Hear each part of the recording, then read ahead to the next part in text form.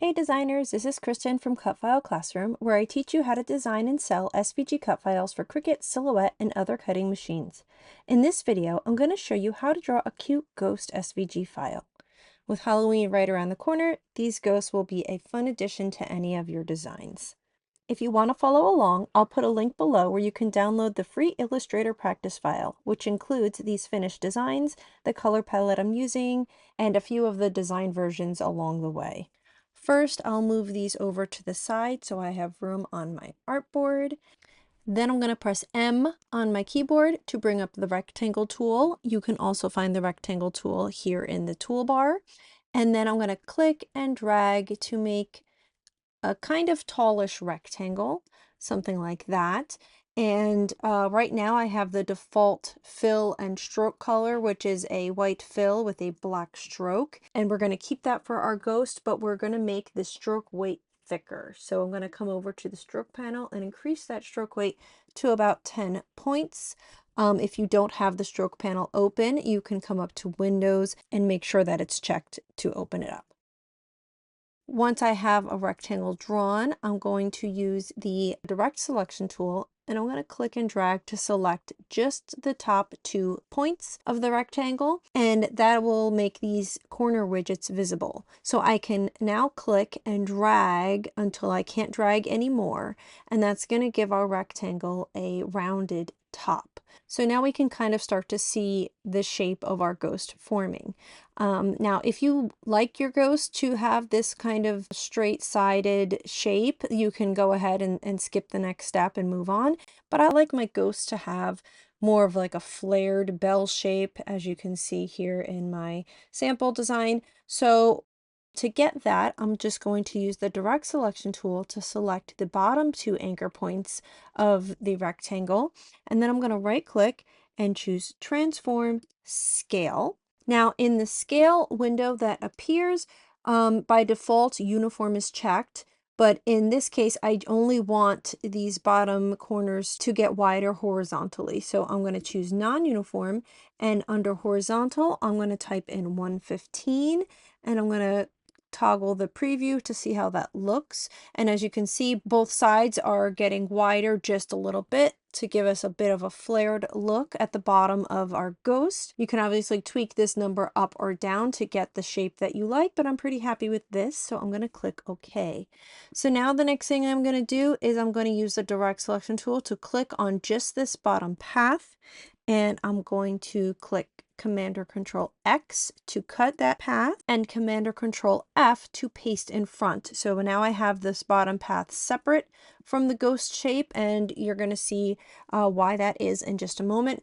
But before I go any further, I want to add a little bit of curve to these side paths here. So I still have my direct selection tool active, and I'm going to click and drag around these 2 anchor points to select them. And then I'm going to come up to the control panel and click where it says convert to smooth anchor points. And now when I click on one of these side paths, I see I have a direction handle. So I can kind of start to click and drag and just kind of push in a little bit on that path to give it some curve.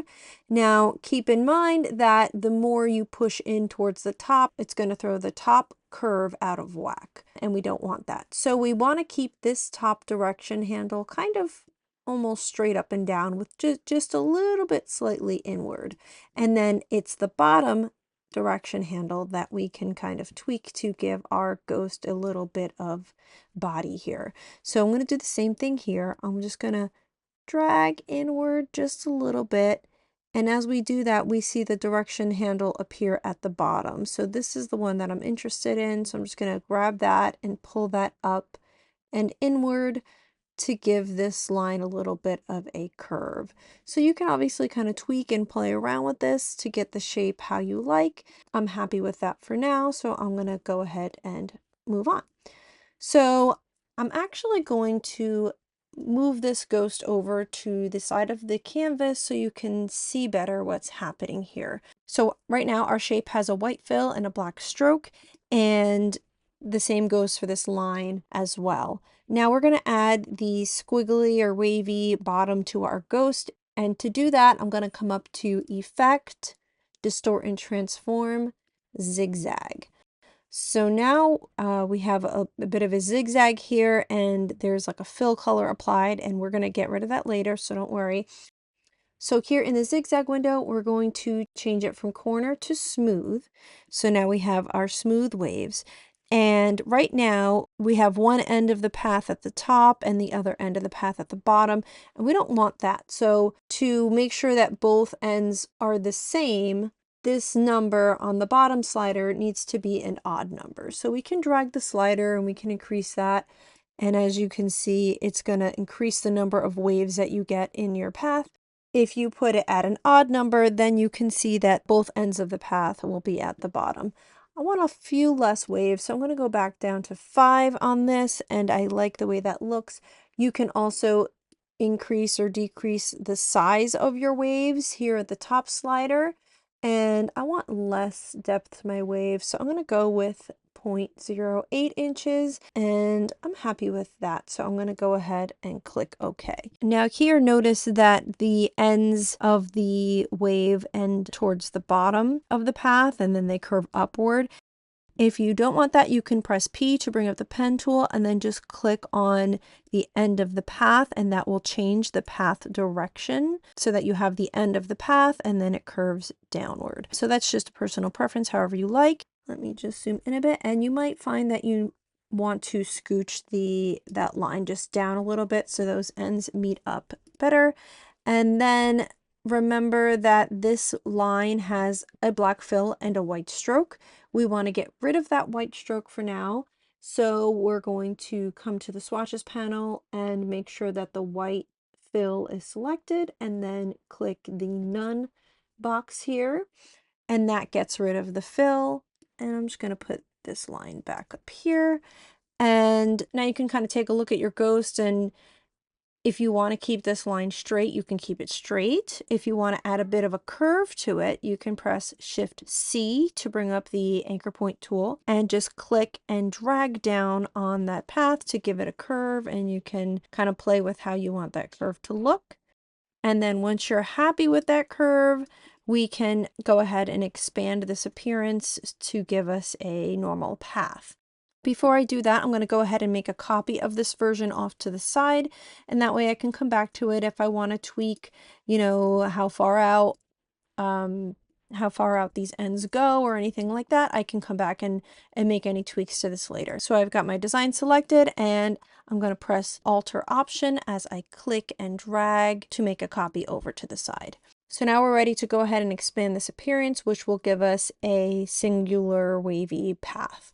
So I'm going to come up to Object and click Expand Appearance, and now we have a path that follows that wave that we just created. And now we can go ahead and connect these endpoints here. So I'm using the Direct Selection tool. I'm just going to click and drag to select both of those points. Then I'm going to press J on my keyboard to bring up the Join tool, which you can also find here in the toolbar. It's hiding under the pencil tool, and with the Join tool selected, you can just click and drag across those 2 points, and then select the other 2 points on the other end and click and drag them as well. And now we lost our white fill color, so we'll just select that path and come back and add a white fill color. And now we can add eyes to our ghost. So I'm going to press L on my keyboard to bring up the ellipse tool. And I'm just going to click and drag to make an oval shape. And right now it has a white fill and a black stroke. So I'm going to press Shift X on my keyboard to reverse the fill and the stroke. And now I can click on the stroke and click None to make sure that my oval shape is just a black fill with no stroke. Then I can press Alt or Option as I click and drag to make a copy. And now I have 2 little eyes, and you can kind of play around with where you want them to be on your ghost. You can, if you want him looking in one direction, they can be over to the side, or you can just have them right in the middle. And I kind of like them right in the middle, so I'm just going to leave them there. And if you want to make a mouth, you can do that as well. So you can make another cute little oval or circle shape and put that right in the middle to be his mouth. And then once you're happy with your ghost, you can go ahead and expand paths as needed. So I'm going to make a copy of this guy first and bring him back onto my artboard. And as we see here, I have two versions of my ghost design. So in this version, we don't have a black outline around it, and that's why I made him kind of a cream color so he can stand out against a white background, because when you open up white designs in some cutting software, you don't want your design to blend in. So sometimes it can be helpful to make white designs in an off-white color so they can be more easily seen. So in this case, it's just the white ghost shape, and then the eyes are just separately placed on top, and this could work for paper or vinyl designs. And then for this design, I actually turned the black outline into a base layer, and then we subtracted the ghost face pieces from the white part so that the white part can just be layered on top of the base, and it makes it nice and easy for the user. In paper or in vinyl, this design would be very easy to work with. So I'm going to show you how to do both ways, and I'm going to start with this version with the black base layer. So I'm going to start by using the group selection tool to click on the ghost shape and select it. And then I'm going to come up to Object, Path, Outline Stroke. And that's going to convert the black stroke into its own vector shape. So now if I zoom in here, we can see that we have some like extra paths happening. So when we expanded the black stroke into a vector shape, we now have the outer edge of that path and the inner edge of that path. And then if I click here, this is actually the white ghost fill that ends where the center of that path used to be. So it's a bit hard to see because of our white fill, so I'm actually going to make this a cream color right now. So I'm going to go ahead and delete this shape, and we're going to get it back later, so don't worry. But now I have just this black shape, and I have the face. So what I'm going to do now is I'm going to still use the group selection tool, which is located here in the toolbar underneath the direct selection tool. And I'm going to click on this inner path here. So now you can see I just have this inner shape selected, and I'm going to press Command or Control X to cut that shape. So now I only have this black outer path, and then I'm going to press Command or Control F to paste in front. And I'm going to give it a cream color fill so we can see the shape better. So what I did was basically take apart that shape, that compound shape that we had, so that now we have a cream or white colored piece that gets placed onto a black background. Right now this white piece is completely solid, and we want to kind of hole punch these face pieces through that white piece. So I'm going to select all of my face pieces, and I'm just going to make them a random color just so you can see what's happening. And then I'm going to press Shift and click on the ghost body to select that as well. And then I'm going to come over to the Pathfinder panel and click minus front to subtract those face pieces from the ghost body. So now if I move this piece over to the side, we can see that the face pieces have been subtracted from this shape. So now we have a base layer. So when these two pieces get layered together, either from cardstock or vinyl, it's going to be very easy for the user to layer. So you could leave this a cream color, or since we now have the black background, we can go ahead and make this guy white. And that's the first version of our ghost.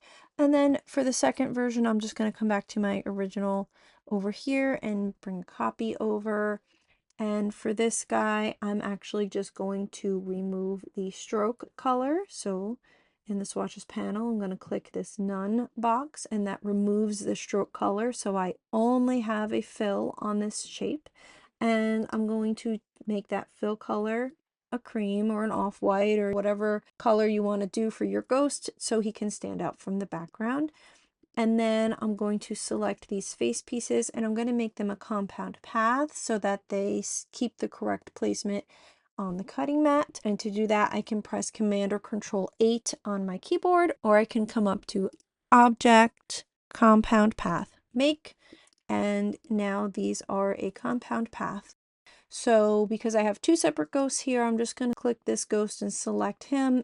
And I'm going to right click and group to make sure that he comes in as his own character. And then I'm going to do the same here. I'm going to right click and group so that each ghost is its own shape when they get opened up in a cutting software. So now these ghost designs are finished and ready to save as SVGs. If you'd like to learn more about designing SVG files for cutting machines, head over to cutfileclassroom.com and download my free designer's guide to error-free SVGs. If you found this video helpful, please like and subscribe, and feel free to drop any questions in the comments below. I also want to hear what you'd like to see next, so let me know in the comments and I might just make a video on it. See you next time.